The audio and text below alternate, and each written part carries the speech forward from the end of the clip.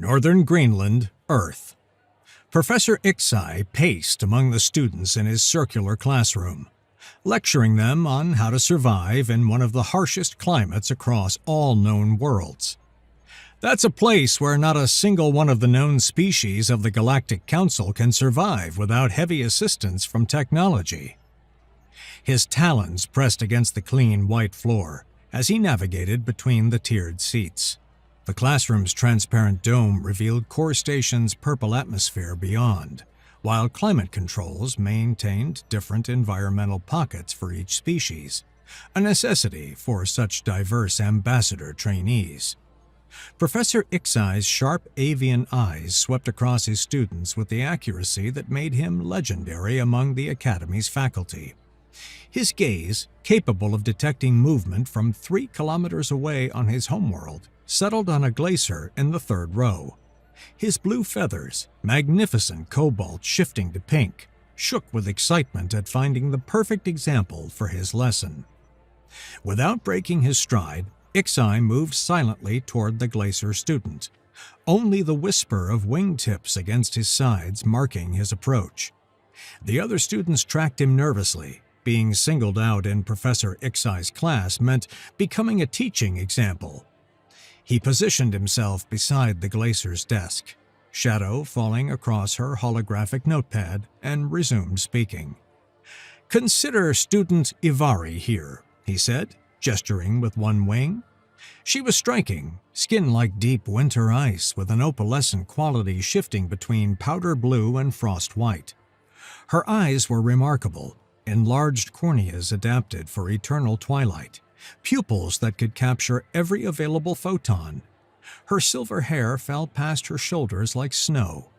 Each strand evolved to trap insulating air while providing natural camouflage against Glacier Prime's ice fields. In her environmental bubble, condensation formed delicate patterns where her cold field met heated air. Ixai surveyed the class, his head tilting in that particularly avian way that preceded shocking revelations. This magnificent example of cold weather evolution, a being whose cells produce natural antifreeze, whose metabolism can slow to near hibernation, whose body temperature hovers at what most consider lethal hypothermia. She would freeze to death in northern Greenland, in places where humans lived year-round and call home. Disbelief rippled through the classroom. Surely the professor was exaggerating. Earth, Ixai continued reverently, is a world of impossible extremes. Our Ivari would perish outside human settlements. Even the desert dwellers of Ugar Prime, who breathe superheated methane and whose carapaces withstand radiation that would cook most of us, couldn't survive a single day in Earth's Sahara Desert. Ixai spread his wings slightly and began walking toward the front of the classroom, his voice taking on the cadence of a well-rehearsed lecture. "Now, let us examine the specific case of northern Greenland. Average temperature of -40 degrees Celsius in winter, dropping to -60 during polar storms. No sunlight for 4 months. Winds that can reach 200 kilometers per hour, driving ice crystals that would flay the skin from most species. The only forms of life that persist there are microscopic extremophiles and the occasional Arctic fauna, all of which have evolved specifically for those conditions over millions of years." He paused for effect, letting the brutal statistics sink in. To survive there, one would need fusion-powered heating units, reinforced atmospheric shelters capable of withstanding crushing ice buildup, specialized recycling systems for water and air, and... A hand rose in the front row. "Excuse me, Professor, my family and we holiday there." Ixai stopped so abruptly he nearly stumbled, tail feathers flaring for balance. His head snapped toward the speaker, pupils contracting to pinpoints. There in the front row, directly before where he'd been lecturing for 30 minutes, sat a student he hadn't noticed. The impossibility sent his feathers ruffling. He never missed students. Never. The being was remarkably unremarkable. Bipedal, juvenile, proximal height, no obvious natural weapons or armor, Simple fabric coverings, brown fur atop its head. Only subtle details gave it away. Forward-facing predator eyes, oddly efficient locomotion, exposed skin that seemed vulnerable yet remained intact. "I'm sorry?" Ixai managed, voice pitched high with surprise. "I seem to have overlooked you. You are—" The being stood respectfully. "Thomas, Professor, exchange student from Earth, specifically from Nuuk, Greenland, though my family's originally from Singapore. I'm part of the new integration program." He smiled, baring teeth in a somehow friendly gesture. "I've been here since class started, but we humans can be easy to overlook. No bioluminescence, no impressive plumage, pretty average by galactic standards." "You're from Greenland," Ixai repeated, composure shattered. "Born and raised. And with respect, Professor, you're slightly misinformed. Yes, it's cold, really cold, but not quite the death trap you're describing. Humans survived there thousands of years without high technology. Would you like me to explain?" Without waiting, a breach of protocol that seemed naturally confident from this human, Thomas launched into an explanation. The Inuit developed incredible techniques over millennia. Igloos that maintain temperatures 40 degrees warmer inside through body heat and clever engineering. Caribou skin clothing with fur facing inward, creating insulation rivaling modern synthetics. They read weather in cloud formations, identified safe ice passages, created tools from every part of hunted animals. He gestured animatedly, clearly passionate about the subject. The engineering was remarkable. They'd build entrance tunnels below the living space, creating a cold trap. Body heat would rise and stay in the dome while cold air sank and flowed out. His hands moved as he spoke, sketching shapes in the air. Diet was crucial. Fatty seal and whale meat providing calories for body temperature. Vitamin D from fish liver, vitamin C from raw meat. Cooking would destroy it. They developed specialized hunting techniques, waiting motionless at breathing holes for hours. Waterproof boats from animal skin stretched over driftwood or bone frames. Fire making in impossible conditions using bow drills and dried moss. Before Ixai could regain control, Ivari swiveled toward Thomas, large eyes fixed with glacier intensity. "Wait, your species survived conditions that would kill me without environmental suits?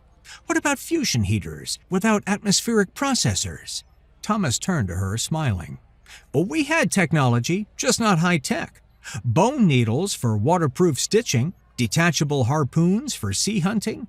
But basically, yes, us versus the environment, and we did okay." "But how?" A Rigelian with tough scales leaned forward. "The temperature alone." "That's just the start," Thomas said, clearly enjoying the attention. "Storms could bury settlements. Ice could open crevasses without warning. The sun doesn't rise for months in winter, yet ancient humans lived there without modern amenities." Questions flew from multiple directions. How did you navigate without stars during the polar night?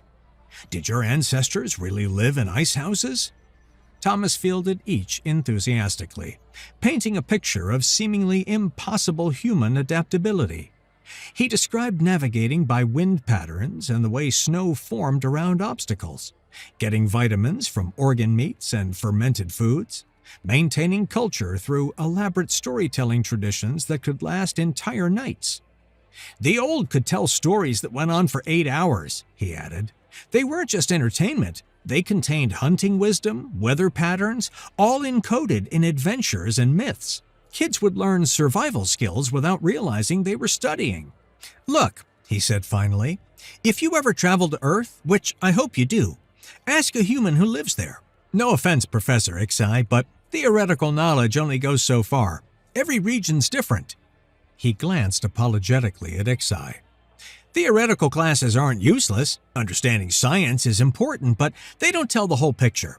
Humans adapt to stuff that shouldn't be survivable without technology. We've been doing that for millennia." The classroom erupted in discussion, students peppering questions while pulling up Earth data on holographic displays. Ixai stood among the chaos, feathers gradually settling. Students turned to him, expecting him to reassert control, defend his position. Instead, Ixai laughed, a sound like wind chimes in a storm. "Class," he said, voice cutting through the chatter, "we've received something more valuable than any lecture. What the human said is correct. Theoretical knowledge cannot replace lived experience." He gestured toward Thomas. "I propose we set aside today's lesson plan. Would you give us a virtual tour of Earth's climates? We could learn more from your first-hand accounts than any textbook." Thomas grinned. "Happy to, Professor. I got pictures from home, plus I've traveled. Could show you the Sahara. Did a semester studying desert archaeology." "Excellent," Ixai said, adjusting the holographic projectors. "Gather closer. Prepare questions. We have a unique opportunity to learn about surviving Earth's climates and the remarkable species calling those places home." As students rearranged themselves, chattering excitedly in a dozen languages, Ixai caught Thomas's eye. "Had I known we had a human among us, I never would have structured this lecture so." "No worries, Professor," Thomas replied. "It was fun hearing an outside perspective. Makes me appreciate how weird we are." As lights dimmed and Thomas pulled up images, sun-drenched ice under impossibly blue sky, Ixai settled back to watch. His lesson was thoroughly derailed, preparing examples scattered. Yet watching his students lean forward with genuine engagement, hearing excitement in their voices, seeing understanding draw across various eyes, he couldn't mind. The ambassadors in training were receiving proper training indeed, even if unplanned. Especially when Thomas casually mentioned his sister studying on Europa, living in underwater cities that humans had argued for decades whether it was colder there or Antarctica in winter. The gasps from the class were, Ixai thought with satisfaction, exactly what education should sound like.